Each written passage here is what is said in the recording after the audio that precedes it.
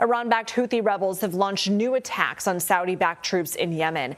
At least 10 people were killed today. 58 were killed on Thursday during one of the deadliest attacks in years. A 2022 truce between the Houthis and the Saudi-backed government started unraveling last month. Now the latest round of violence is threatening to further destabilize the Middle East, triggering a new warning from the United Nations. The parties must prioritize dialogue and engage constructively with UN-led efforts towards a negotiated political settlement. CBS News national security contributor Sam Vinograd joins us now. So these new attacks are happening as Pakistan, Turkey, and Saudi Arabia signed a mutual defense agreement. What does that change? Well, Lindsay, this mutual defense agreement certainly means that these countries are trying to signal publicly that they are de-risking from relying on the United States for defensive support. In practice, what this agreement will actually lead to is unclear. The countries have stated publicly it means that an armed attack on one will be viewed as an armed attack on another. That's reminiscent of NATO commitments among NATO members.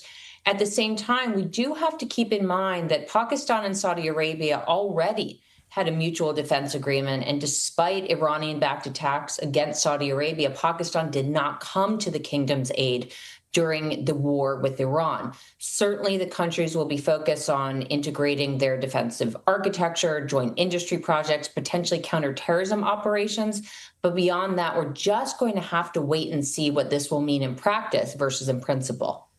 Let's talk about this potential deal between Iran and Oman, and if Iran and the United States were to sign some sort of new temporary agreement over the Strait of Hormuz, not over nuclear capabilities. Is this just simply a piece of paper? Because we saw what happened with the MOU. What's going to be different this time?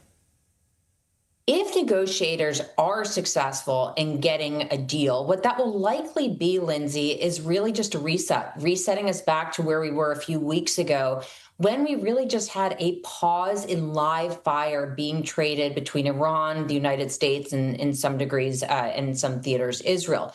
It will likely mean that that kinetic activity is mitigated, probably won't go away altogether. And at the same time, there will likely be changes in and around the Strait of Hormuz. CBS reporting indicates that at this point, the negotiations would allow Iran to basically control what vessels came into the Strait of Hormuz, and then Oman would be responsible for allowing vessels out. So we should expect, there are certainly expectations of another agreement materializing in the coming days.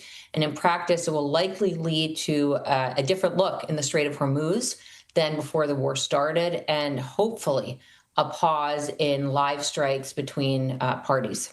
Sam Vinograd, thank you. Thank you.